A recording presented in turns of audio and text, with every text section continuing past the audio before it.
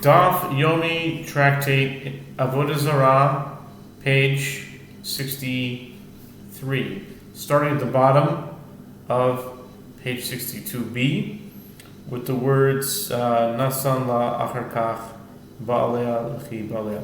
The Gemara asks, if the bride is referring to a case where he gave her payment and afterward engaged in intercourse with her, then when he engaged, we're talking about different cases where, because the Torah said that the payment of a woman for hire cannot be brought into the temple. But the Gemara was playing with different cases, different arrangements or permutations of arrangements of cases where he paid her first, but then he engaged in intercourse at a much different time. So then the money that's right now is not connected to the intercourse at a later point in time, and vice versa. Let's say he just had intercourse with her, and then he didn't pay her until like a year afterward. Let's say, all right, and then that's not really even connected to it anymore. It's not considered payment, so it wouldn't be classified as etnan zona. So those are the type of things we're talking about. So the bottom says here that if the bride is referring to a case where he gave her payment and afterward engaged in intercourse with her, and then when he engaged in intercourse with her, now we're on 63a. The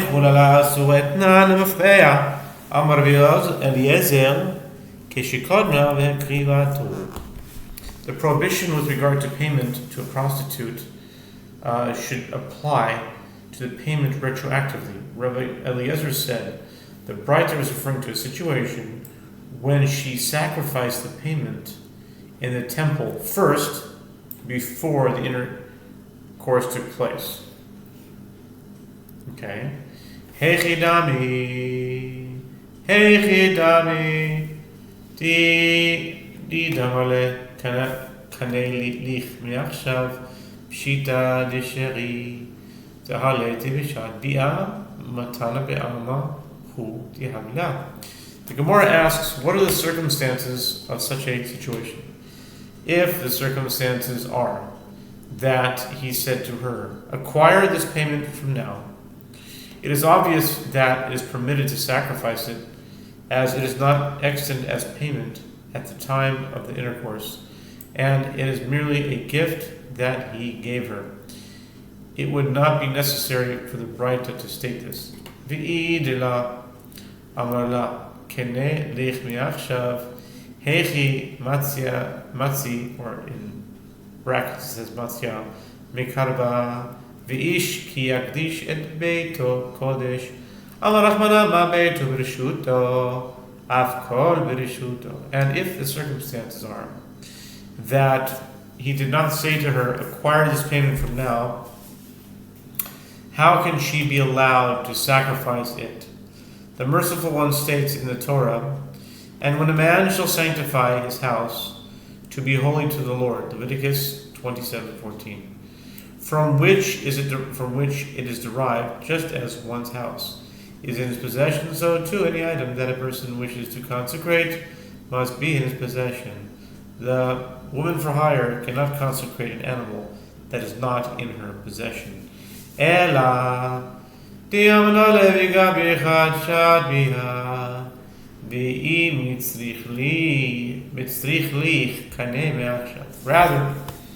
the Braita is referring to a situation where he said to her, let the animal be with you until the time of intercourse, and if you need it in the meantime, acquire it from now.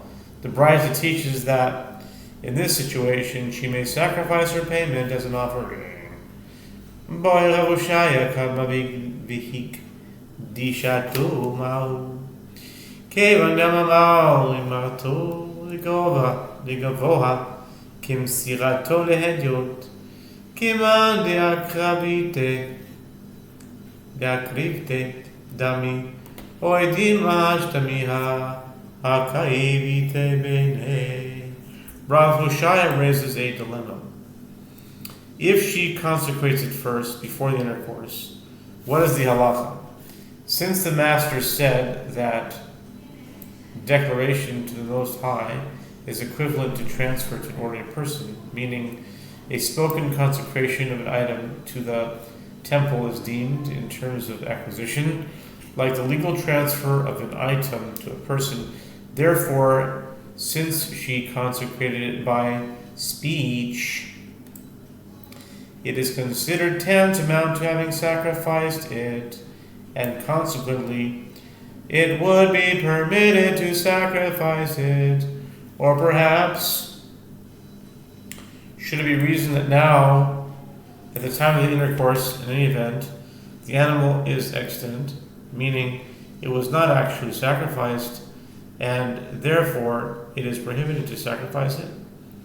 Vativ shot with Rabbi Eliezer, Yamar Eliezer, Shikadma v'krivato, Dafka hakrivato ava hekdishato lo. The Gemara suggests resolve the dilemma from the statement of Rabbi Eliezer. As Rabbi Eliezer says, the Braita is referring to a case where she sacrificed it first. By inference, it is referring specifically to a case where she sacrificed it. But if she merely consecrated it, then it is not permitted to sacrifice the animal, as it is considered in her possession at the time of the intercourse. De Rabbi Eliezer Gufe, De Rabbi Eliezer Gufe, De Rabbi Eliezer Gufe. Kami Bailey, my Bishop Shitale, Rabbi Eliezer de Klivatu Davka. Avarik Dishato La, De Ha Eti Bishat Bia. The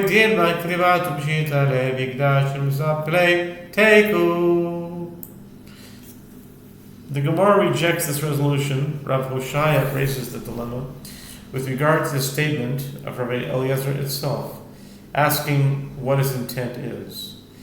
Is it obvious to Rabbi Eliezer that the animal is permitted specifically in a case where she sacrificed it, but in a case where she merely consecrated it, that is not the halacha and the payment is forbidden because it is extant as payment at the time of the intercourse? Or perhaps does he mention specifically the case where she sacrificed it because that case is obvious to him, but with regard to the case where she consecrated it, he is uncertain whether it is permitted or not, and he therefore did not rule on the matter? The Gemara comments, the dilemma shall stand unresolved. Teku. I'm not sure what Teku this is. It might be the 200 and something Teku. 202nd, 203rd, something like that. Around there. And he therefore did not rule the matter. The Gemara comments, the dilemma shall stand unresolved. Ba'aleh ve'achar kach nada la'et nana mutar ureminu. The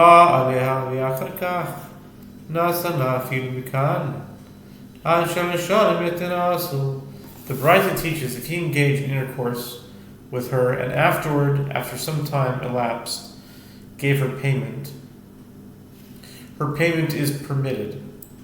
The Gemara raises a contradiction from another Braita, which says that if he engaged in intercourse with her and afterward gave her payment, even from now until 3 years afterward, her payment is forbidden. Avodah Nachman bar Yitzchak Avodah Chizah lo kashi. Had yamar hitba'ali li betaleze betleze. Had amar le hitba'ali betale. Stop.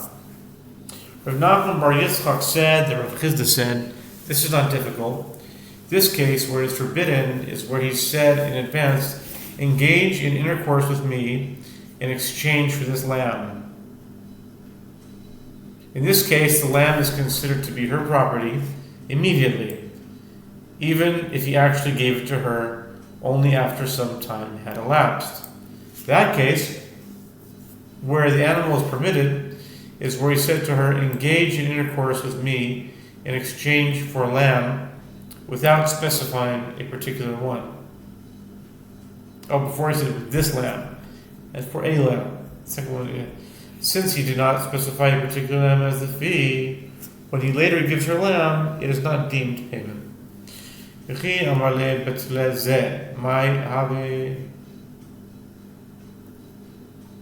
Hamachas Mashicha Bezona Goya.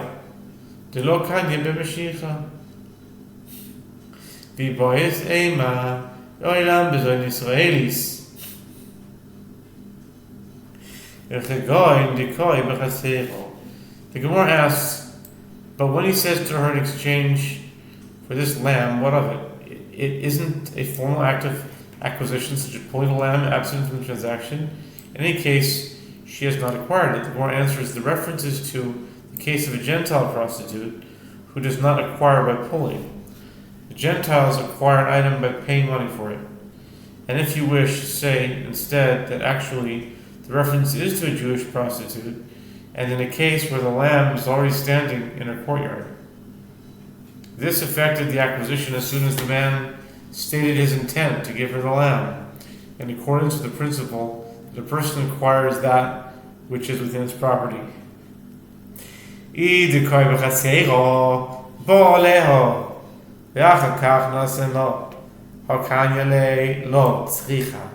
Tishavyanile apotiki tiamale matayna li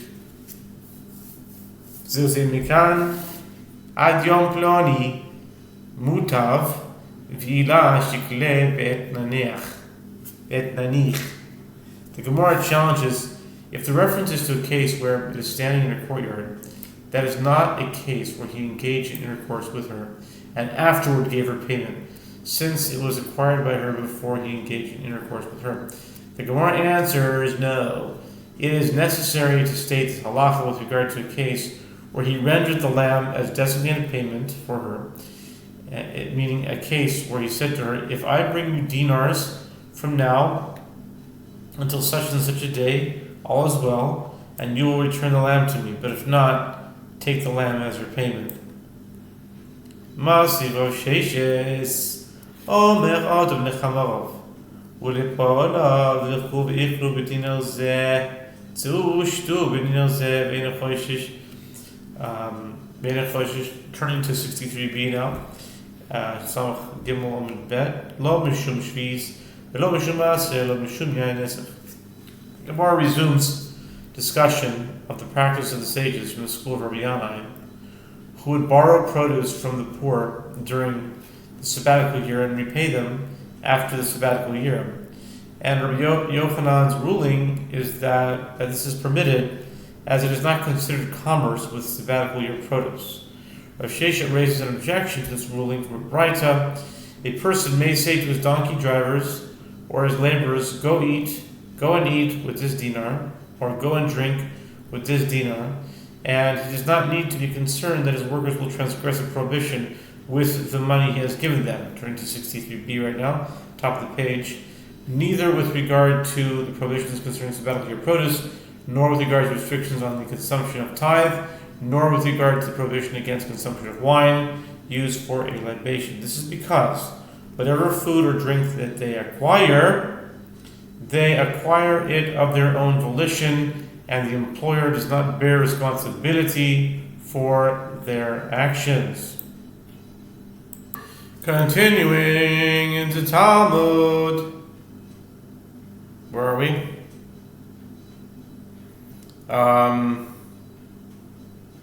Top of 63b. Neither with regard to prohibitions concerning sabbat lo mishum shvius or shvius lo mishum ma'aseh lo mishum yain esach. Neither with regard to, I said this already, but I'm saying it again. The prohibitions concerning sabbatical year produce, nor with regard to restrictions on the consumption of tithe, nor with regard to prohibition against consumption of wine used for a libation. This is because whatever food or drink that they acquire it of their own volition, and the employer does not bear responsibility for their actions. But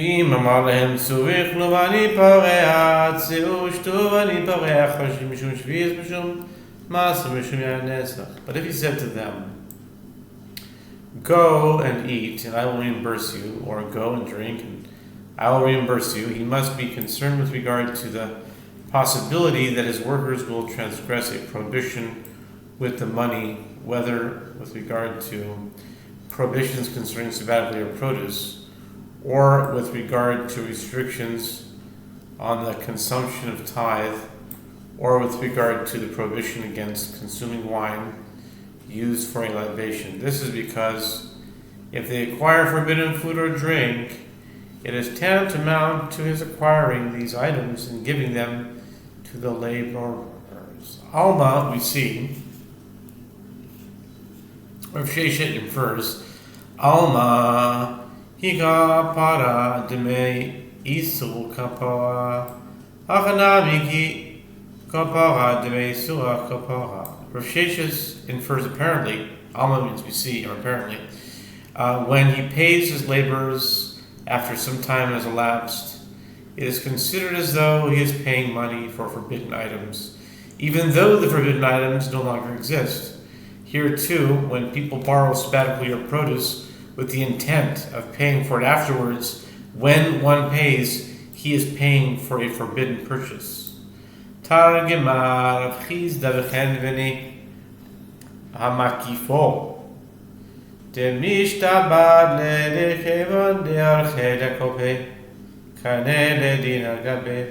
Chizda interpreted this braita with regard to a storekeeper who regularly gives credit to the employer, so that the employer incurs the debt to him at the moment the storekeeper gives the food or drink to the laborers. This is because, since it is his custom to give him credit, it is considered as though the storekeeper acquires the dinar from him at that moment. Therefore, if the laborers bought from him sabbatical year produce, it is considered as though the employer paid his laborers with sabbatical year produce, which is prohibited. Therefore, this case is not comparable to the case of the sages who borrowed sabbatical year produce. Aval chen v'nishen makifa mai mutal. Ihachi aditani tzeu v'yichlu v'dinar zeh tzeu v'shitu v'dinar zeh diflo v'letin. The Gemara asks, but in the case of a storekeeper who does not give credit to the employer, what is the halacha? Is it permitted for the employer to send his laborers to buy food, committing to reimburse them afterward? If so, rather than the Tana teaching that if the employer says go and eat with this dinar or go and drink with this dinar, he does not need to be concerned that they will buy forbidden food. Let him distinguish and teach the distinction within the case itself, where he says, go and eat and I will reimburse you. The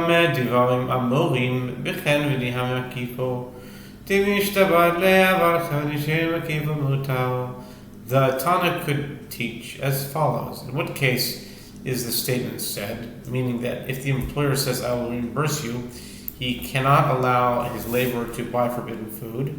It is stated with regard to the case of a storekeeper who regularly gives credit to the employer, such that the employer incurs a debt to him at the moment the storekeeper gives the food or drink to the laborers. But in the case of a storekeeper who does not give credit to the employer, it is permitted for the employer to instruct his laborers in this manner. And furthermore, and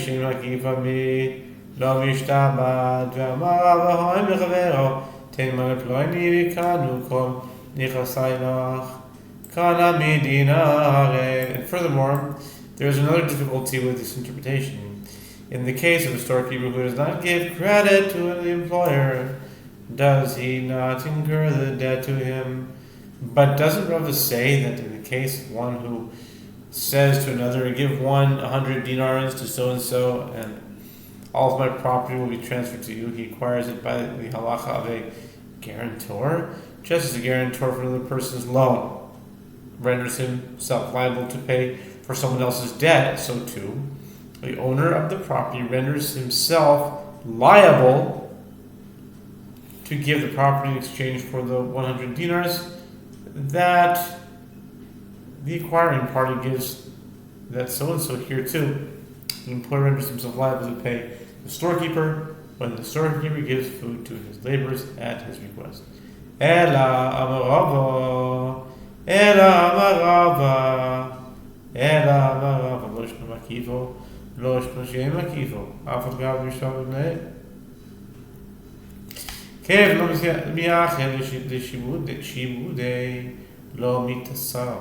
Rather, Rava says there is no difference whether the storekeeper gives him credit, and there is no difference whether he does not give him credit.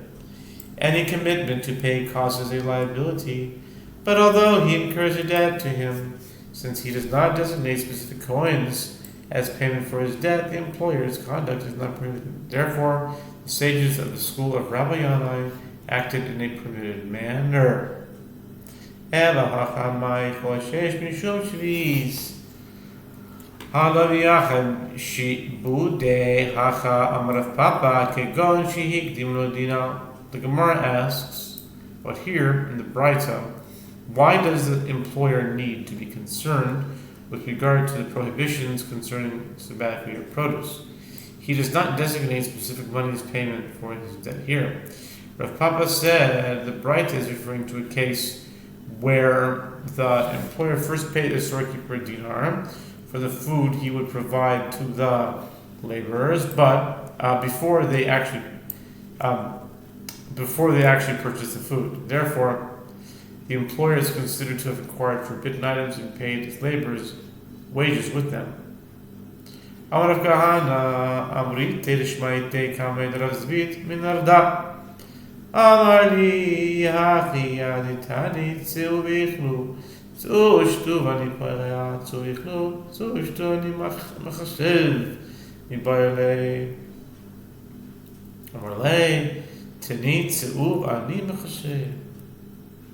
Rav Kahana said, I stated this halacha before his vid of Narda. He said to me, if the latter clause of the Braita is understood as referring to a case where the employer paid the storekeeper a dinar in advance, rather than teaching a case where the employer said to his laborers, go and eat, go and drink, and I will reimburse you, the Tana should have taught a case where he said, go and eat, go and drink, and I will calculate the amount that should be deducted from the dinar I gave him.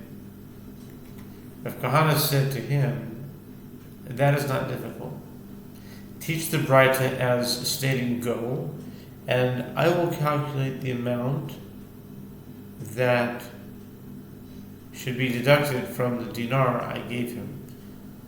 Rav Ashi Amar Kigon Shinata Vinatan Riyad Amar Le Rav Yemar Rav Ashi Yachi Adetani Tzu Vichlush Tzu Ushitu Telu Vichlu Telu Ushatu Miboyle Amrle Tane Telu Vichlu Telu Ushitu.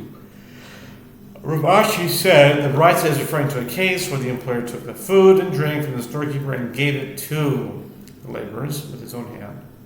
Rav Yemer said to Rav Ashi, if that is so, rather than teaching that the employer said go and eat, go and drink, the Tana should have taught a case where he said take and eat, take and drink. Rav Ashi said to him, teach the Braita stating take and eat, take and drink.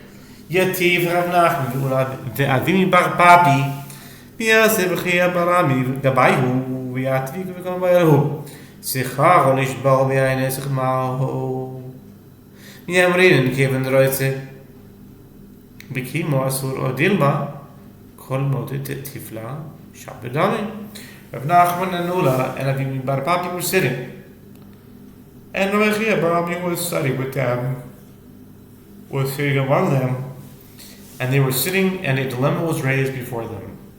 If one hired a person to break barrels of wine used for libations so that the wine will spill out, what is the halacha? Do we say that since he has an interest in the preservation of the barrels until he breaks them, so that he can be paid for breaking them, his wage is forbidden? Or perhaps should it be reasoned that any action that one performs to reduce impropriety is permitted, even if he is paid for the actual breaking? Amar Rav Nachman Yishbo V'tavo alav acha Ne'em Yisrael Nachman said he may break them and let a blessing come upon him. The Gemara suggests, let us say, that a bride supports his opinion. One may not hold together with a Gentile in the field that contains a forbidden mixture of diverse kinds.